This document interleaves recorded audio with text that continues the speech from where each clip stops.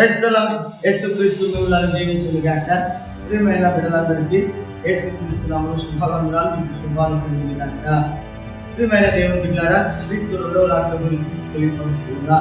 మరి ఈరోజు రెండవ అంశముగా మత్తయి సువార్త 24వ అధ్యాయము 24వ వచనము ఈ విధంగా రాయబడి ఉంది. మరి అబద్ధపు ప్రవక్తలను, అబద్ధపు క్రీస్తులను బయలుదేరుతారని రాయబడి ఉంది.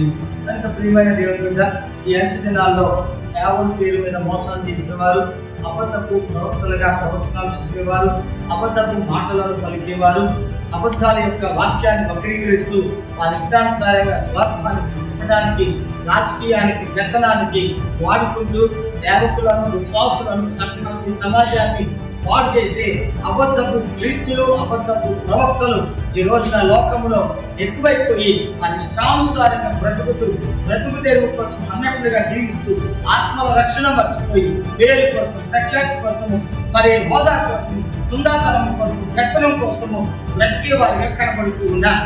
కాబట్టి ప్రియమైన దేవుని బిడ్డ, ఆనాడు క్రీస్తు తను తాను తగ్గించుకున్నారు, శిష్యులు తను తాను తగ్గించుకున్నారు, దేవుని సేవ కొరకు, ఆత్మల రక్షణ కొరకు ప్రయాసపడ్డారు. కానీ ఈ సమాజంలో చాలా మంది ఈ అబద్ధపు దైవజనులు, అబద్ధపు బోధకులు, అబద్ధపు ప్రవక్తలు బయలుదేరి వారి ఇష్టానుసారంగా జీవిస్తూ ప్రజలను మోసం చేస్తున్నారు, దాన్ని సంపాదిస్తూ ఉన్నారు, వేడలు ముద్దులు పెడుతూ ఉన్నారు, అదే గొప్ప అనుకుంటున్నారు, అదే గొప్పతనం అనుకుంటా ఉన్నారు.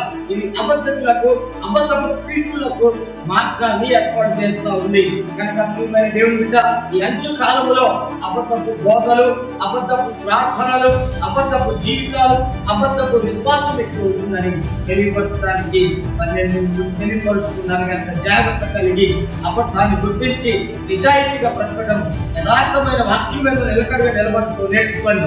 దేవుని రాకడలో ఎక్కబడే వారిగా ఉండాలని కోరుకుంటూ ఈ నా మాట ముగిస్తూ మీరు దీవిస్తున్నాను. యేసు నామములో ఆమేన్.